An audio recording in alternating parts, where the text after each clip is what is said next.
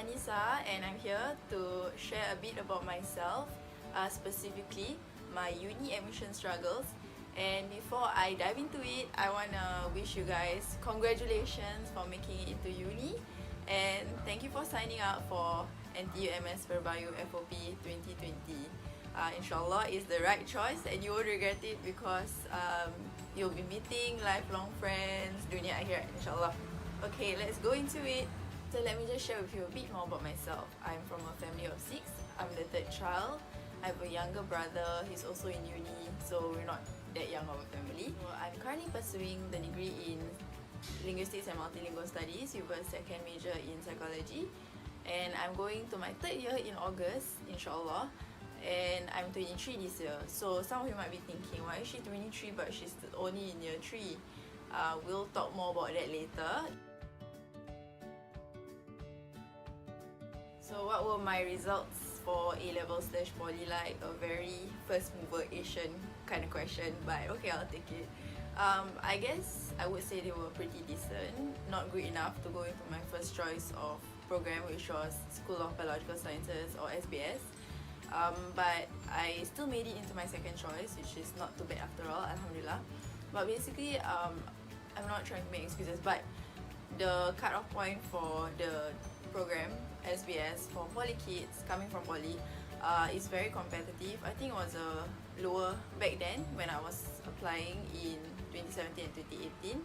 It was 3.79 out of 4. So your GPA, your cumulative GPA, CGPA has to be 3.79 out of 4. So I guess I hope that paints a picture for you. If you come from JC, there is a very different kind of ball game to be applying from poly. Basically, they only have very limited slots for poly students like me. Yeah, but I mean there are still poly kids around, lots of them actually. So if you had asked me, am I proud of my poly results? Yes, I am. Am I regretful of it? Yes, I am also. So basically, I'm in this contention. It's very hard to explain, you know, like you graduate with that mark written on your transcript. I mean, it doesn't even appear on your diploma, so I guess it's not that big a deal. And I don't know how choosy employers are when it comes to diploma graduates towards the GPA or towards the academic achievements, but I had no problem applying for jobs with that kind of GPA, so I would say that it's a pretty decent GPA.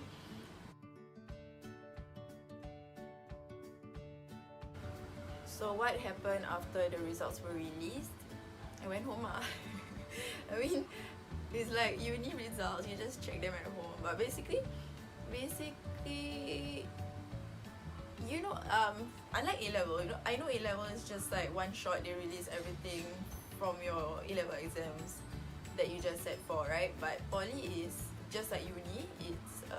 It's a GPA that accumulates over the years, over the semesters. So in the end, you'll be graduating with this thing called CGPA, which is basically the average of the GPAs from all the 6 semesters that you've had in poly. Yeah, so I already had an idea of how my results would be like when I graduated. Yeah, I was still pretty positive about my results, alhamdulillah. And because like I said, it was more than just a number, and it came with a lot of experiences, and for that I'm very thankful. Yeah, you should remember that you shouldn't let one number define you, okay? You should remember all the other intangible things that came with it. So yeah, don't be too consumed by a number, even though it's very tempting to. The one thing that I should mention is that uni was never part of my plan. It didn't occur to me when I was in poly that I would want to continue all the way to a higher tertiary education, to get higher tertiary education. So this was because I've always wanted to go into the workforce. I guess that's why they say poly is the tertiary institution you go to if you want to get ready fast for the workforce, to get working. In my mind, it was like that was the most obvious way of contributing back to the society directly. I didn't know any better then lah, but yeah, so that's why I was more excited to go to work than going to uni. So I worked at HSC for 1 year plus, and then in my first year, after completing my first year in HSC, the application period rolled around again, and again I was transfixed by it, or I termakan dengan that hype. So I applied again. So essentially my entire application process into NTU spent around 2 years.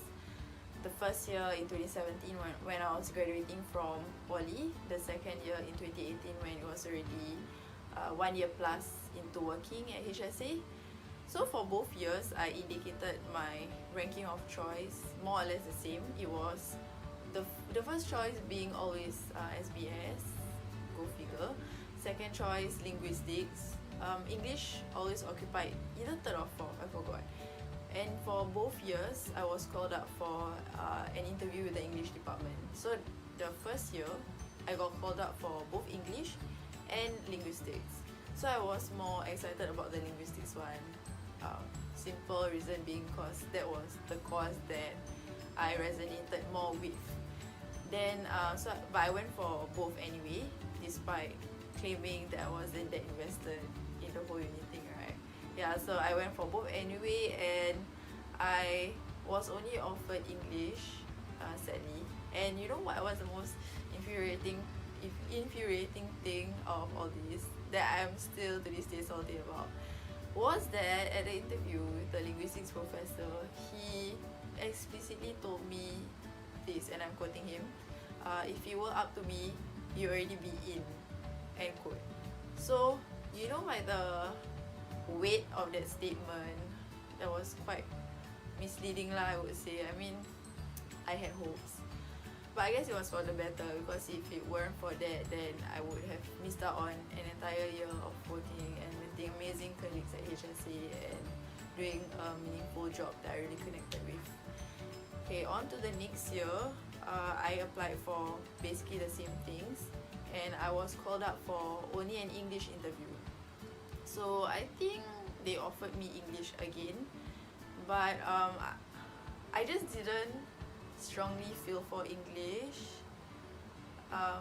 for the simple reason that I just didn't want the gap between my English and my mother tongue, Malay, to be any bigger than it already was. So yeah, that's why.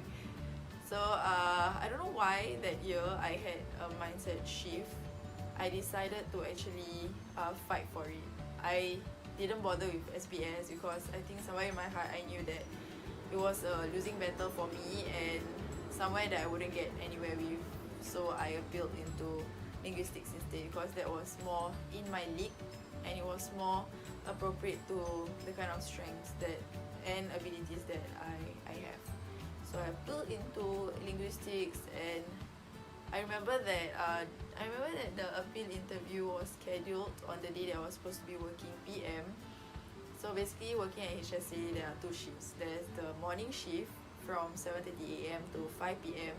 and the afternoon shift from 1 p.m. to 10 p.m. So I was supposed to be working the latter shift, and I did go to work after that. But I remember thinking like, okay, so she's nice enough. The admin was already nice enough to schedule an appeal interview for me. I shouldn't press my luck, So I just go ahead and I just went ahead with it. So back then, the distance of NTU from everything else, from the whole of civilization, still hadn't dawned on me. So I just happily went. And then I remember I had to grab back to work, and during that ride, I was thinking, while we were whizzing through Jurong Expressway, right, I remember thinking, baru kat Jurong.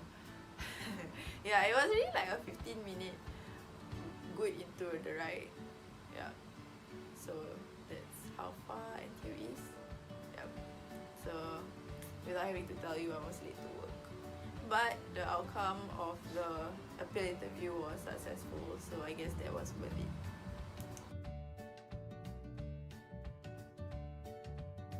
So what are my thoughts on pursuing education overseas? It's not within my financial means, so I didn't consider it seriously. But if I were to have the risk in the future, I wouldn't mind. Yeah. As for whether you would think that there's any credibility in a degree overseas, that was never my concern.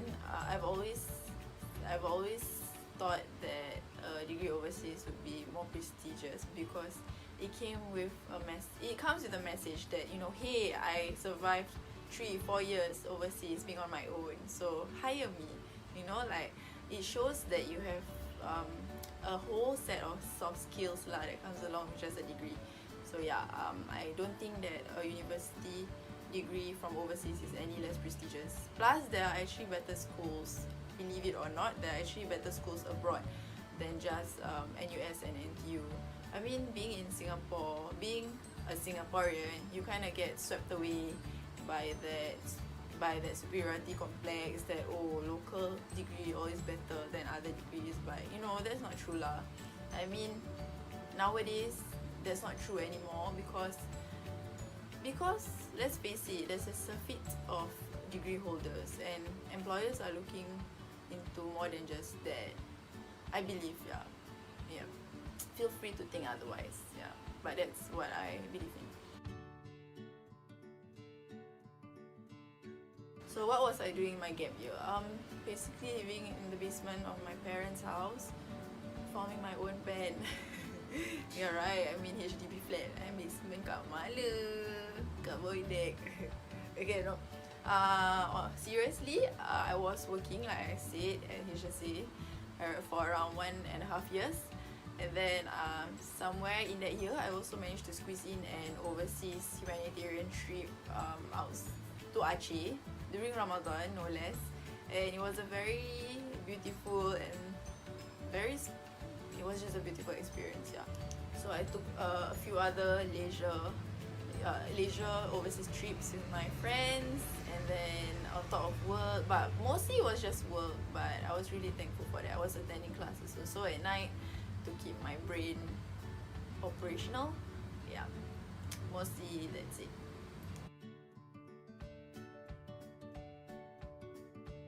I would like to say all the best with your journey in NTU. We will always be around your seniors, even though we haven't met in real life. But inshallah, if you ever need our help, or if you just want to hang out or chill, or if you ever want to claim a real life musola tour for when school reopens properly, hopefully in August, feel free to approach any one of your seniors here in NTU MS or Perbayu. We'll be more than happy to show you around campus and to help make your school life a much more convenient and comfortable one for you, inshallah. And if you are looking for an ad hoc under NTU-MS to join in the upcoming semester, if you are a girl, you can consider SAFWA, previously known as Muslimah Empowerment Series, a community of sisters from NTU and NIE striving for excellence in character and intellect as we journey through university together. Basically a sisterhood in uni. Or if your gender doesn't qualify you to be in SAFWA, don't worry, there are plenty of amazing opportunities and initiatives by both NTU-MS and Perbayu for you to choose from. So keep your eyes peeled. That brings us to the end of my sharing session. Thank you again for following through my entire experience trying to get into uni. It isn't much, but I hope you still manage to take away a thing or two from it. We, your seniors from NTU-MS Perbayu, are super excited to welcome you guys into NTU. Till then, enjoy the rest of this online FOP experience, and we'll be seeing you guys when school reopens, inshallah. Assalamualaikum.